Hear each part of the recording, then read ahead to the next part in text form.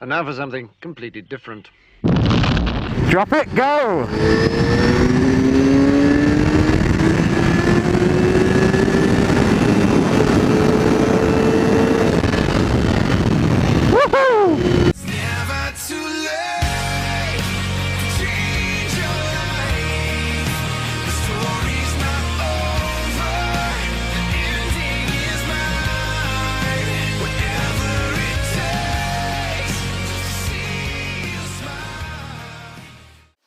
So for those who don't know, I live in the lovely county of Lancashire.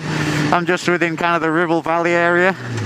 So we've got some nice, pretty roads, countryside, vans parked right round blind bends. Oh, it's all fun.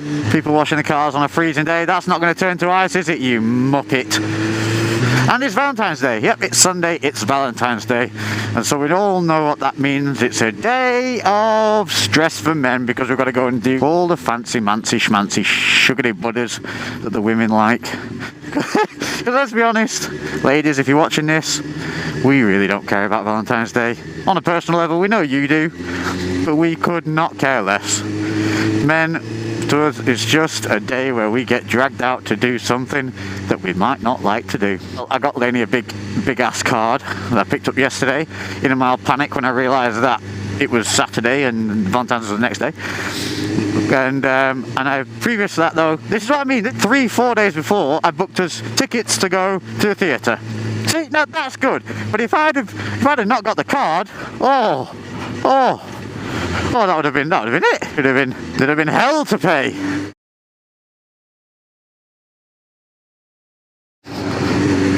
It's a great thing, guys. I mean, I know a lot of people about biking. Or first comments, everyone always, oh, be careful. If you didn't do everything because you were scared of doing it or because there was a risk, what would you do? What you wouldn't live life, would you? Half the fun of bikes isn't just going quick. It's just about the freedom and being out and the connectivity with the world.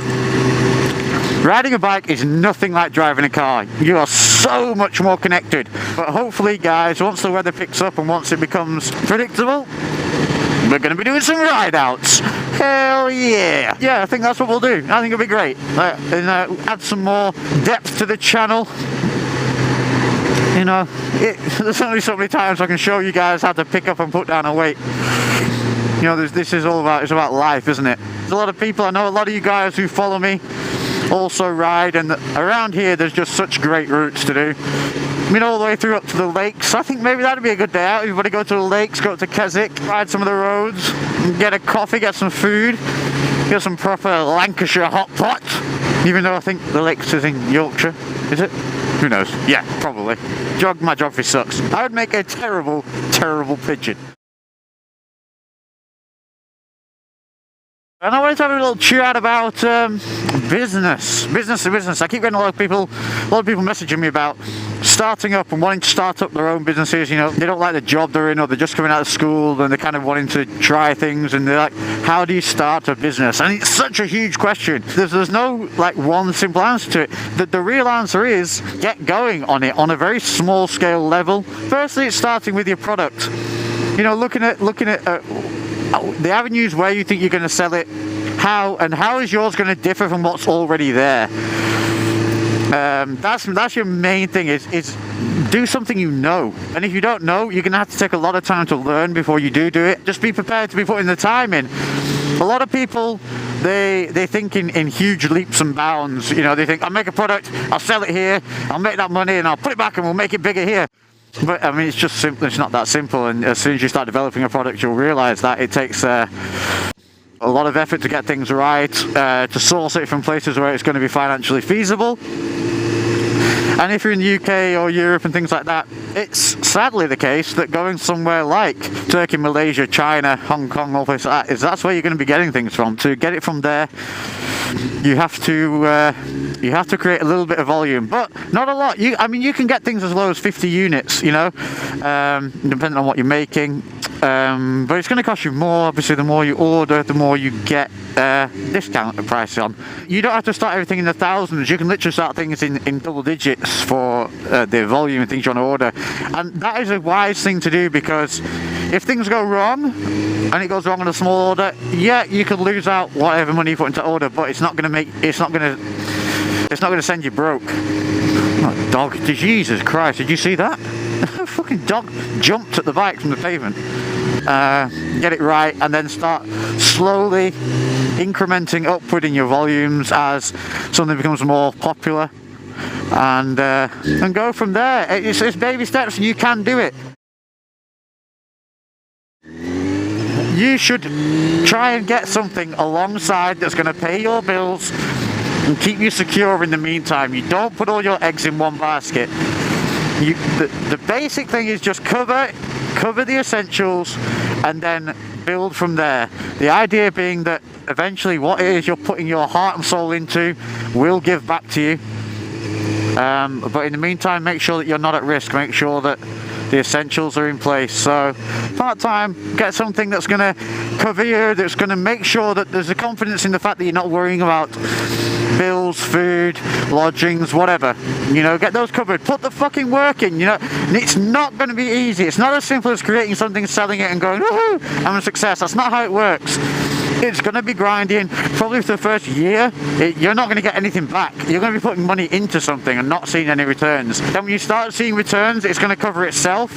And then after that, you start going into profit margins and looking at scaling up. And there's no easy route. And that's just the fact of it. You know, and if it was easy, every bugger would do it, wouldn't they? Everyone would be doing it. And it's not easy. It's a lot of hard work. There's a lot of heartache, because shit is going to go wrong. Stuff does not go smoothly.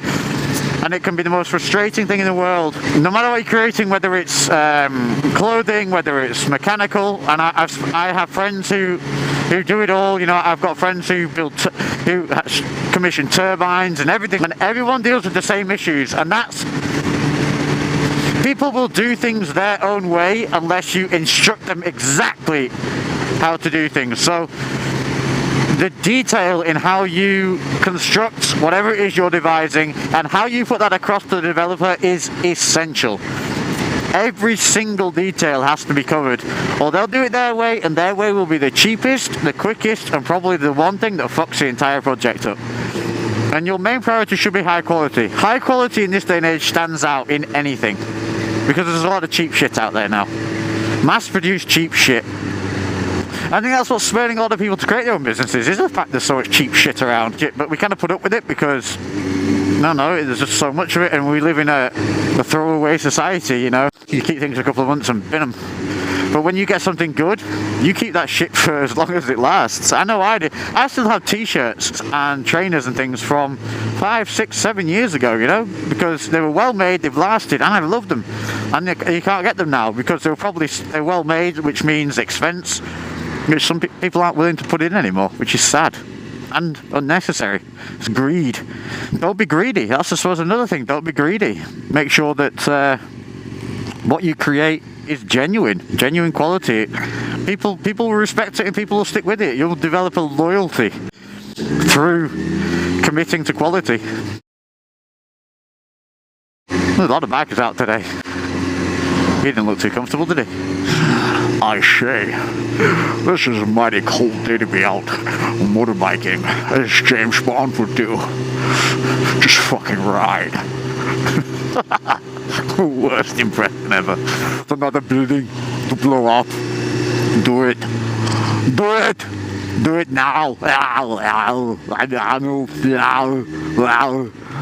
the way. Get out. Get out. You're in my way. What are you doing? I've got to get the motorbike out. The hell are you doing? Fucking bumping the fucking road and flying right with that fucking road tax. Don't fucking spin it on the fucking roads, mate. I'll tell you one thing though, fucking tell you this. Feels like you're running at incredible speed, Harry. Monetarily, do you need a lot of money to get going? Well, that used to be the case a long time ago, because you would have to market a product, which would be probably one of the major expenses when creating something. But now we have social media. It's free. And huge companies are still not using it because they're stupid. So you can now market anything for free. Facebook, Instagram, Twitter, you know, YouTube. It's there's so many avenues to help boost the product and get it out there. You know, we're creating these kind of new communities of online celebrities who are much more accessible and willing to work with small businesses and things, which is fantastic because they themselves, I think, understand, because YouTube in itself, building a channel is a little bit like building a business. I mean, you have to market the channel, you have to think about the content, you have to get it out there, constantly be pushing it. And I think YouTubers often appreciate small businesses trying to make a name for themselves. And you know, if you can if you can help, I know I try to. If people, especially with musicians, I'll try and use music. So yeah, guys, any bands out there, you know I like my rock. Any of you guys out there who think you've got some music that I would like on the channel, send it through. I'll play it. I'll put your links on.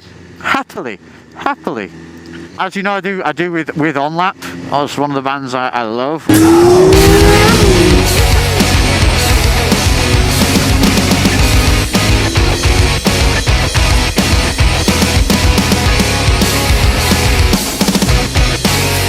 I speak to them about whenever they have new releases. They send me them through, and they're great guys and good music. Danger zone. Right, I gotta get home to Lainey or she'll tell me off for spending Valentine's Day out on my bike. I can't feel my hands. That's it. I'm buying the heated grips. Decision made whilst doing 36 to a speed camera. It wasn't on. Yes. You could think that I'm a freak when I'm talking to myself, but it's like I was too weak to be someone else. You could think that I'm a creep when I'm singing all alone, but it's like I couldn't see straight on my own. When I fall, I start again, and when I feel like I'm just dead, and when I come, da, da, da, da, da, da. Dance like you love your motorbike dance.